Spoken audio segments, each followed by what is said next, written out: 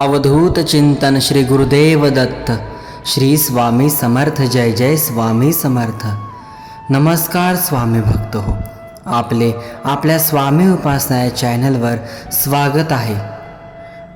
आजचे स्वामींचे संदेश। पहिला संदेश, साधक हा घडवावा लागतो, तो सहजासहजी बनत नाही। त्याच्यासाठी ज्याप्रमाणे व्यक्तीला साधक बनवण्यासाठी स्वतःवर काम करावे लागतं, त्या दुपटीने तुमच्या आत ते बीज रोपण करावं लागतं। ते नियम, ते आदेश पालन करावे लागतात। जेव्हा कोणाला इच्छा असते त्यांनी सेवेत जावे, तेव्हा प्रथम आपण कशामुळे ओळखलं जातो तो मी सोडावा लागतो। समजा तुम्ही कोण आहात हे विचारलं तर सगळ्यात प्रथम तुम्ही तुमचं नाव देतात। ते नाव बाजूला टाका। तुम्ही म्हणालात की हा धंदा किंवा हा व्यवसाय किंवा ही नोकरी करतो, तर ते सर्व बाजूला ठेवा। तुम्ही म्हणालात मी ह्या पदावर आहे, तर ते पद पहिलं बाजूला सारा। तुम्ही म्हणालात मी स्त्री आहे किंवा मी पुरुष आहे, तर हा लिंगभेदसुद्धा साधकाने बाजूला ठेवावा। आणि सेवेत येताना तो किती शुद्ध आणि किती दिव्य ऊर्जा घेण्यासाठी तयार आहे याचा विचार करून सेवेत तत्पर राहावे। कारण इथे साधक घडतो या शब्दाला जे महत्त्व आहे, जे त्याचं मूल्य आहे, ते तुम्हाला तुमच्या अस्तित्वाच्या पुढे घेऊन जाणार आहे। आणि त्या वेळेला जे तुम्ही आत्ता आहात, ते तुम्ही आत्ता करत आहात, ते इतकं साधं सोपं सरळ होईल की त्यासाठी तुम्हाला विशेष अशी जोर जबरदस्ती म्हणा किंवा खास प्रयास त्या गोष्टीसाठी करावाच लागणार नाही।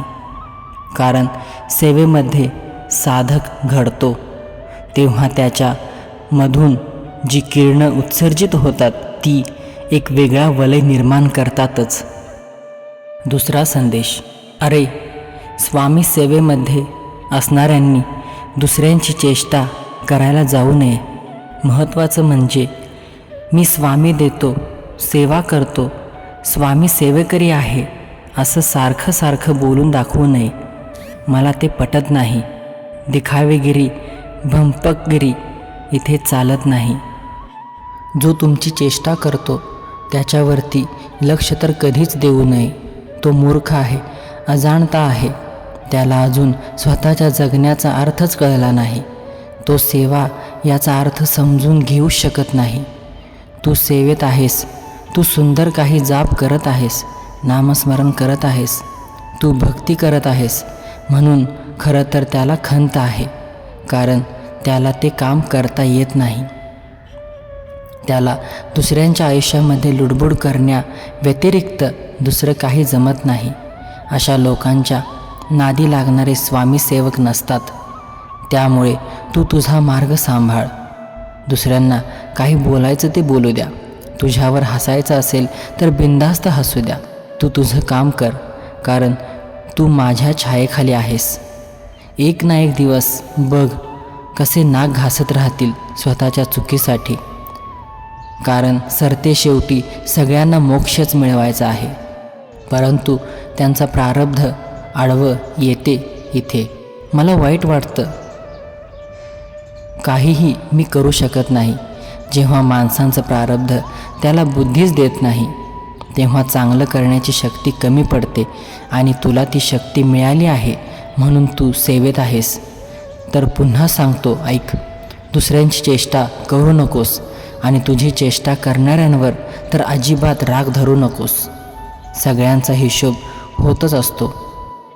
तिसरा संदेश, तुमची प्रत्येक कामामध्ये असलेली निष्ठा तुम्हाला खूप पुढे घेऊन जात असते। वर माणसं भरपूर काही करत असतात, परंतु कामावर प्रेम नसेल, तुमच्या मनातून ते काम करण्याची इच्छा नसेल, तर करूनसुद्धा त्याचा उपयोग म्हणावा तितका होत नाही।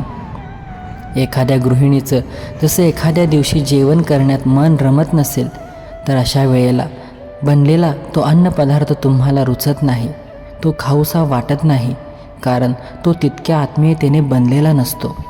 अगदी तसंच रोजच्या जीवनातला आहे.